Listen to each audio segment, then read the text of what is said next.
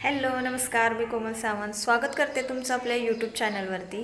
आणि हो, तुम्ही जर माझा अजून चॅनल सबस्क्राईब केला नसेल तर नक्की सबस्क्राईब करा आणि बेल आयकॉनला क्लिक करा, म्हणजे तुम्हाला त्याचं नोटिफिकेशन येईल आणि तुम्हाला माझे व्हिडिओ दिसतील.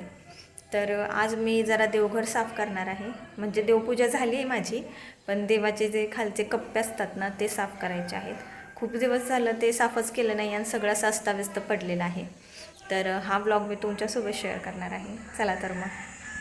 सकाळची सुरुवात झाली एकदम शांत आणि फ्रेश वातावरणात. मी टेरेसवर गेले होते. थोडा वेळ निसर्गासोबत घालवला. थंड हवा, पक्ष्यांचे आवाज, अशा वातावरणात दिवसाची सुरुवात झाली की सगळं काम करायला वेगळीच पॉझिटिव्ह एनर्जी मिळते. खूप दिवसांपासून मनात होतं आपलं देवघर छान साफसफाई करायचं. रोजची साफसफाई तर आपण करतोच ना, पण आज डीप क्लिनिंग करणार होते. मुलं शाळेत गेल्यानंतर घरात एकदम शांत होते, पण आईचा दिवस तेव्हाच खऱ्या अर्थाने सुरू होतो. सगळ्यात आधी मी ओट्यावरची सगळी भांडी एकत्र केली आणि एक एक करून भांडी घासायला सुरुवात करते. सगळी ताटं, वाट्या, कढई सगळं छान स्वच्छ करून घेतलं. कधी कधी वाटतं ही छोटी छोटी कामं दिसायला साधी असतात, पण यामध्ये खूप मेहनत असते. घर सांभाळणं म्हणजे फक्त काम नाही, ती एक जबाबदारी असते, एक प्रेम असतं. कोणी पाहो किंवा न पाहो, आपण सगळं मनापासून करत असतो. सगळी भांडी स्वच्छ झाली की आता ओटा पण नीट पुसून घेतला. आता किचन एकदम फ्रेश आणि क्लीन दिसते. आईचं काम कधीच संपत नाही, हे अगदी खरं आहे. हे आहे आमचं देवघर आणि हे पूर्ण प्लायवूडचं आहे. आम्ही आत्ताच दिवाळीत हे घेतलं होतं, नाही, गेल्या वर्षी दिवाळीत आम्ही हे देवघर घेतलं होतं. आधी आमचं देवघर संगमरवरचं होतं. छोटं होतं ते, खाली बसून आम्ही पूजा करत होतो. आणि नंतर मग हे घेतलं. याच्यात विठ्ठल रुक्मिणीची मूर्ती आहे. ती मी मम्मीला सांगितली होती पंढरपूरवरून घेऊन यायला, कारण की ती दरवर्षी वारीला जाते. हे आहे आमचं देवघर आणि माझी देवपूजा सकाळीच झाली आहे. आणि त्याचे खालचे जे कप्पे दिसत आहेत ना तिथले, ते मला क्लीन करून ठेवायचे आहेत कारण केलंच नव्हतं मी खूप दिवस झालं. तर चला तर मी तुम्हाला दाखवते. हा सगळ्यात खालचा कप्पा आहे. इथे मी सगळं सामान ठेवलं आहे.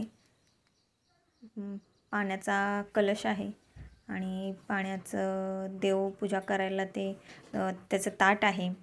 रांगोळीचा डब्बा, गोमूत्र, हळदी कुंकू सगळे इथे मी स्टोअर करून ठेवलं आहे. एकाच जागी स्टोअर करून ठेवलं की आपल्याला लवकर सापडतं. आणि सगळी देवाची भांडी वगैरे पण मी इथेच याच कप्प्यात ठेवते. आणि खूप दिवस झाले इथे क्लिनिंगच केलं नव्हतं. सगळे तांदूळ, हळदी कुंकू सगळं इथे सांडलं होतं. त्याच्यामुळे मग इथे सगळेच मी साफ करून घेते.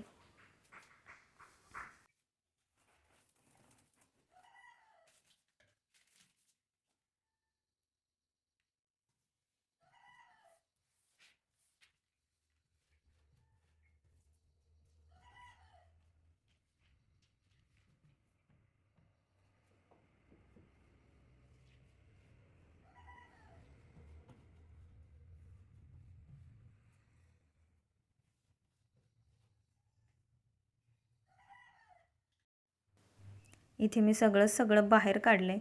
खालच्या कप्प्यातलं काढलं आहे, वरच्या कप्प्यातलं काढलं आहे, सगळंच बाहेर काढून ठेवलं. आता सगळं मी पाण्याने क्लीन करते. लिक्विड काही मी नाही बनवलं कुठलं, त्याच्यामुळे मग मी पाण्यानेच क्लीन करते.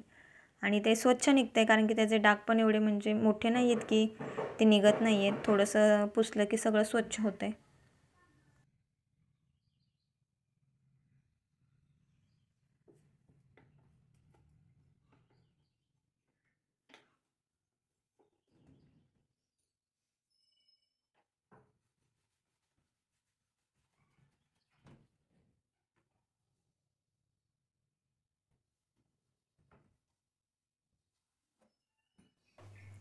या डब्यात मी हळदी कुंकू आणि गुलाल ठेवला आहे.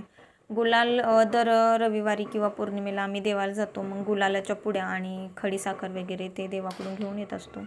मग गुलाल वगैरे मी असं इथे स्टोअर करून ठेवलं आहे. हे मला हा डब्बा आहे ना, मला वाण मिळालेला संक्रांतीला, त्याच्यामुळे मग मी याचा यूज असा केला आहे. मी त्याच्यात सगळे जे आपले छाप असतात ना रांगोळीचे, ते भरलेत आणि हे मोठे छाप आहेत रांगोळीचे, ते सगळे असे भरून ठेवलेत मी. आणि जेवढी पण तुमची देवाची भांडी आहेत तिथेच मी स्टोअर करून ठेवते. हे 2 बाटल्या आहेत गोमूत्राच्या.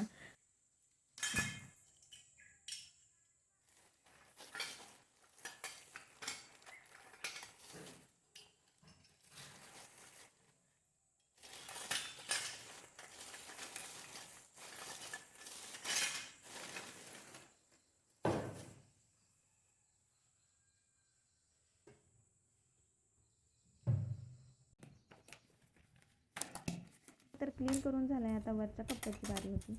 आणि हे पण मला संक्रांतीच्या वाणमध्येच मिळालं होतं. आता हे तर रेग्युलर लागतं. रेग्युलरचे जे छाप असतात, आपण सोमवार, मंगळवार, बुधवार जे आपण रेग्युलर रांगोळी काढतो देवासमोर, त्याचे छाप होते ते. आणि रांगोळीची तेलाची बॉटल आहे ती मी रांगोळीसाठी केली आहे, कारण त्याने रांगोळी खूप छान होते म्हणून. कापसाच्या वाटी पण याच्यात स्टोअर केलेत. साखर, खडी साखर सगळं इथेच मी स्टोअर करून ठेवलं आहे.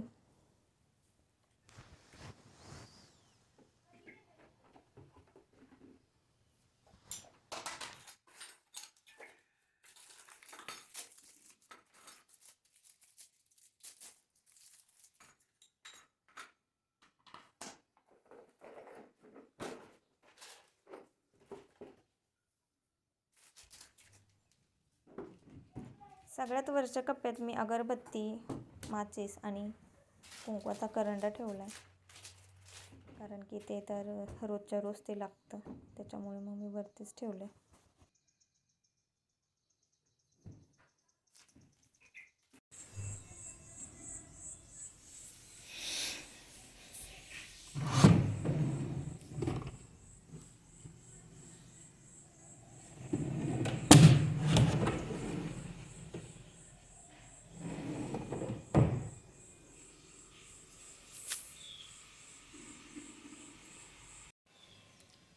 तर पूर्ण माझा देवारा क्लीन करून झाला आहे. एकदम स्वच्छ करून घेतला आहे मी देवारा. आणि तुम्हाला आजचा ब्लॉग कसा वाटला मला कमेंट करून नक्की कळवा. आणि आवडला असेल तर लाईक, शेअर आणि सबस्क्राईब करायला विसरू नका. भेटू नेक्स्ट ब्लॉगमध्ये.